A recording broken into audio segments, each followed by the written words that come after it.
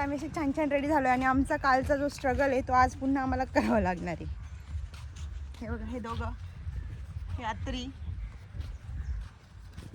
हे हम दोनों माँ बेटी. शेतातून जायचं आहे आता आम्हाला. तर आमच्यासोबत नाही तिथलं एक छोटंसं कुत्रं आलं आहे आणि हृदय मस्त हे करते त्याच्यासोबत. हे बघा हे कुत्रं. हृदयाला मज्जा वाटते. तिथे शाळा दादा चाटून येते. बुबू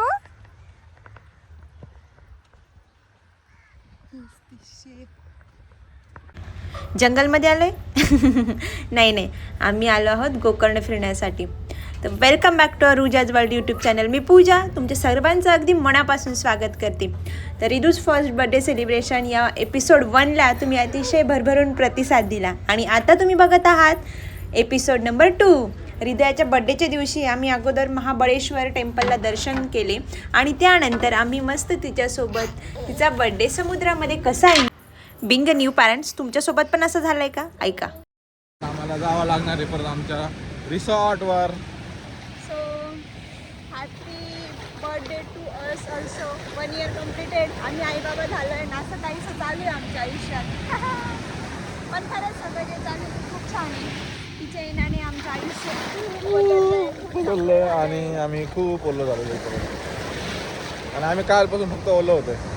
काहीच आम्हाला थोडं बोलायचं आहे काही गोष्टी, पण त्या बघू कधी बोलू शकतो. लवकरच तुमच्यापर्यंत पोहोचतील. कारण की आता आमचं पाखरू उठलं आहे तर आम्हाला पहिले आमचं पाखराकडे जावं लागणार आहे. नाही तर आमचं पाखरू डायरेक्ट रिसॉर्ट पकवर गेली.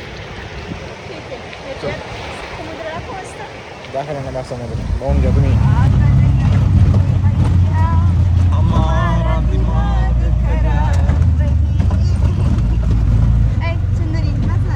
आमचा स्टे गोकर्ण स्टॉपवर होता. म्हणजेच गोकर्ण बीचपासून ते ओम बीचचा डिस्टन्स सुमारे 6 ते 7 किलोमीटर्स आहे. तर इझिली ऑटोज अवेलेबल आहे किंवा तुम्ही प्रायव्हेट व्हेकलने सुद्धा जाऊ शकता. आणि इथेच राहणाऱ्या एका काकांनी सांगितलं की तुम्ही गोकर्ण बीच ते ओम बीच हे ट्रेकसुद्धा करू शकतात, ज्यामध्ये तुम्हाला कडले बीच त्यानंतर हाफ मून बीच हे बीचसुद्धा बघायला मिळतील. पण हा रिदूमुळे आम्ही जरा अवॉइड केला. सो बाय ऑटो आम्ही इकडे ओम बीचवर पोहोचून गेलो आणि त्यानंतर मस्त स्नॅक्स एन्जॉय केले. पोट फुल केलं आणि निघालो मस्त धमाल मजा मस्ती करायला. आमची बोट राईड ऑलरेडी स्टार्ट झालेली होती. साईडला होते मस्त मॅनग्रीव्सचे जंगल. ते पहिल्यांदा बघितले भूगोलाच्या पुस्तकानंतर आत्ता. आणि समोर माझ्या बॅक साईडला जे दिसत आहे तिकडे आहे फिश मार्केट, जिथे की तुम्ही माशांची खरेदी विक्री करू शकतात.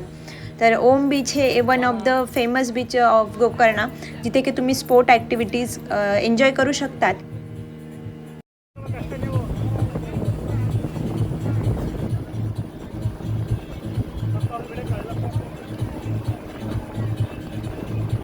ओम बीच हे ओमच्या आकाराचे असल्या कारणाने याला ओम बीच असे नाव पडते.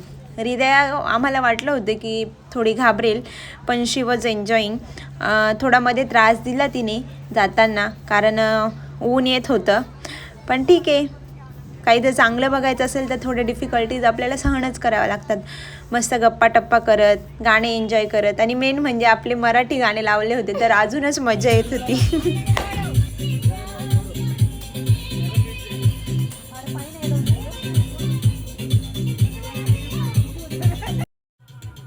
स्वच्छ पाणी, शांत वातावरण आणि निसर्ग सौंदर्यासाठी प्रसिद्ध असलेले ओम बीच. जेव्हा आपण ओम बीचपासून जी बोट राईड सुरू करतो ना, तेव्हा त्या दरम्यान आपल्याला कुडले बीच, पॅराडाईज बीच आणि हाफ मून बीच हे 3 बीचेस मस्त बघायला मिळतात. आणि फिशिंग एरियासुद्धा बघण्याचा तुम्ही अनुभव इथे घेऊ शकतात. फिश मार्केटसुद्धा तिथेच आहे.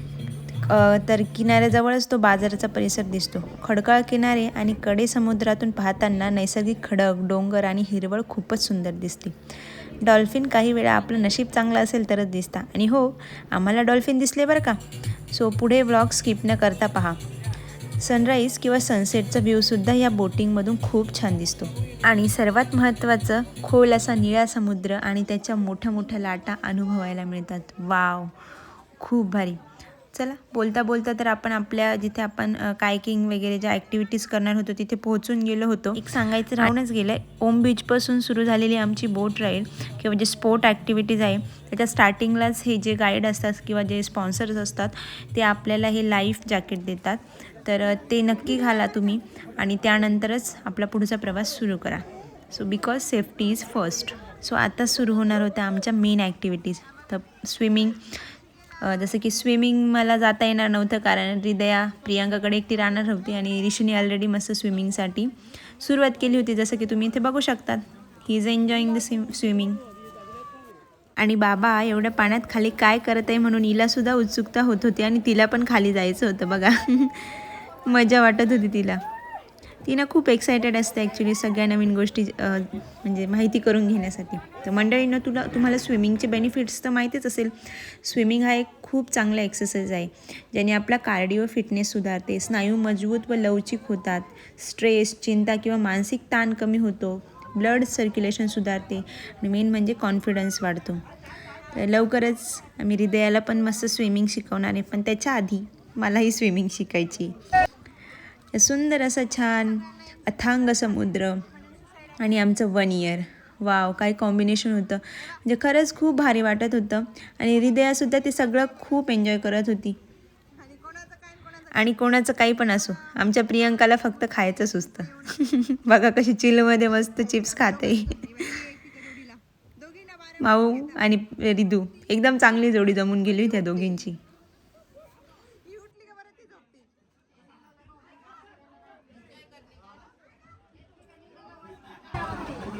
आणि ती ना सगळं खूप छान बघते, सगळ्या गोष्टी असं उत्सुकतेने बघायचं तिला. खाली पण उतरायचं तिला, बट अलाव नाही करत आम्ही तिला. आमच्या हृदयाला समुद्रातलं पाणी भरून घरी घ्यायचं आहे, सो बादली तिने घेतली आता आणि लवकरच समुद्रातलं पाणी भरून घेते. घे भरून जाय रिदू, घरी घ्यायचे पाणी, घरी घ्यायचं भरून. हां हो घ्यायचं.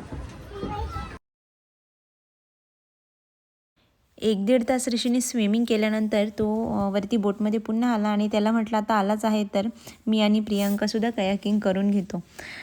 तर खूप एक्सायटेड होतो आम्ही दोघी पण, कारण दोघींना पण ही गोष्ट येत नव्हती. पण ठीक आहे, नवीन गोष्टी शिकायला पाहिजे.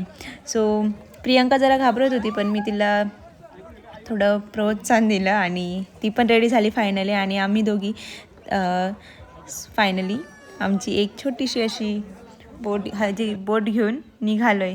हे बघा, ही आमची बोट आहे आणि आम्ही खूप ॲक्सिडेंट केले आणि त्या ॲक्सिडेंटमध्ये ना खरंच इतकं एन्जॉय केलं ना की विसरू शकत नाही हा दिवस. आणि कयाकिंग म्हणजे ना हलक्या बोटीमधून पॅडलच्या मदतीने पाण्यावर करण्याचा खेळ.